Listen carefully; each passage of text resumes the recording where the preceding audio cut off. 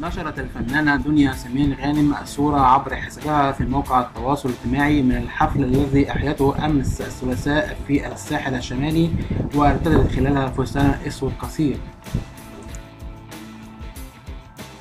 تلقت دينا من متابعيها سيلة من الهجوم بسبب وصفهم للفستان بأنها غير لائق، فيما دافع آخرون عن دنيا ورأوا إنها ارتدت فستانا يليق بالمصيف.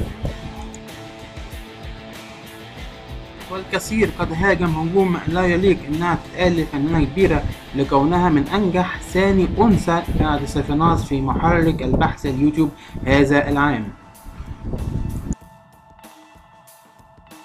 قد حاولت الإصلاح بقولها: لا أقصد بأي إهانة لجمهوري العظيم، إنما تغيير ملابسي أمر طبيعي في أجواء الغناء والحفل، وخصوصا في السهرات والحفلات. لكم مني أرقى التمانين. وشكرت الجمهور برد دنيا سمير غانم وقالوا: إحنا بنحبك يا دنيا مهما كانت الانتقادات.